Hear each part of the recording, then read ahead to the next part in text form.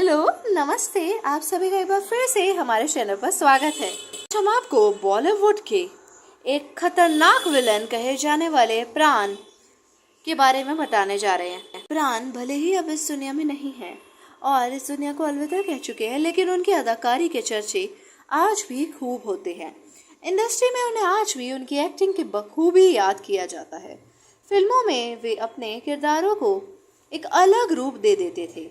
उन्होंने साल 1940 से 1990 के दशक तक दर्शकों को अपनी दमदार एक्टिंग का कायल बना दिया था।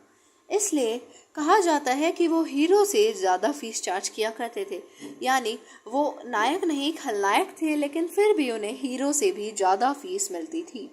और अगर फीस कम हो तो फिर प्राण फिल्मों में काम करने से इनकार कर दिया करते थे, जिस कारण डायरेक्टर को उन्हें उनकी मुंह मांगी रकम ही देनी पड़ती थी। प्राण ने आखिर फिल्मों में कदम कैसे रखा, इसके पीछे भी एक मज़ेदार किस्सा है। बात 1939 की है। लाहौर में एक पान की दुकान में कुछ लड़के अक्सर रात को पान खाने आया करते थे। इन्हीं में से एक प्राण भी थे। उन दिनों वे एक फोटोग्राफर के असिस्टेंट हुआ करते थे। इसी दौरान एक रात उनकी किस्मत ऐसी पलटी कि वे पूरी इंडस्ट्री पर छा गए। और एक रात प्राण पान की दुकान के पास बैठकर बड़े ही स्टाइल से सिगरेट पी रहे थे और पान खा रहे थे। उनकी नशीली आंखें और स्टाइल देखकर पास में खड़े एक आदमी ने उनका नाम पूछा तो उन्होंने ध्यान नहीं दिया। उस आदमी ने फिर पूछा। इस बार प्राण ने गुस्से में कहा, आपको मेरे नाम से क्या करना है? फिर आदमी ने बताया, मैं वली मोहम्मद हूँ, मशहूर फिल्म प्रोड्यूसर, दलसुख और पंचोली का राइटर। मैं एक फिल्म की कहानी लिख रहा हूँ जिसका नाम ही अमला जट है। उसका किरदार तुम्हारी तरह ही बात करता है, पान चबाता है। क्या तुम ये रोल करना पसंद करोगे? हालांकि प्राण ने उस आदमी की बातों पर ध्यान नहीं दिया और मना कर दिया। मोहम्मद वली ने उन्हें अगले दिन स्टूडियो आने के लिए कहा। सुबह हुई तो प्राण ने सोचा रात को वो आदमी पान की दुकान पर लोगों के सामने अपना इम्प्रेशन जमाने की कोशिश कर रहा होगा। कौन जाए स्टूडियो? और वे स्टूडियो नहीं गए। कई दिनों बाद जब प्राण एक दिन फिल्म देखने गए तो वहाँ फिर उनकी मुलाकात वली मोहम्मद से हुई।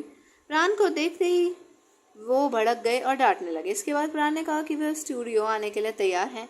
प्राण की बात सुनकर वली ने कहा, मुझे अपना पता दो, मैं साथ लेकर चलूंगा तुम्हें, क्योंकि मुझे तुम पर भरोसा नहीं है।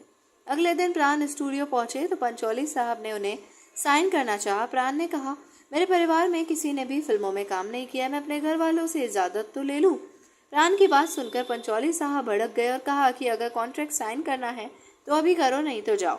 और इस तरह उन्होंने 50 रुपये महीने पर काम करना शुरू किया। फिर उन्होंने कॉन्ट्रैक्ट साइन किया। प्राण बंटवारे के बाद पत्नी और 1 साल के बेटे अरविंद को लेकर अगस्त 1947 में मुंबई आ गए। मुंबई में उनके पास कोई काम नहीं होने की वजह से पैसों की तंगी होने लगी। इसके बाद उन्होंने 8 महीने तक एक मरीन ड्राइव के पास स्थित एक होटल में काम किया। प्राण को हिंदी फिल्मों में पहला ब्रेक साल 1942 में फिल्म खानदान से मिला था। इस फिल्म की नायिका नूर जहां थी। 1960 से 70 के दशक में प्राण की फीस 5 से 10 लाख रुपए होती थी। केवल राजेश खन्ना और शशि कपूर को ही उनसे ज़्यादा फीस मिला करती थी। उन्होंने अपनी लाइफ में करीब 350 से अधिक फिल्मों में काम किया है।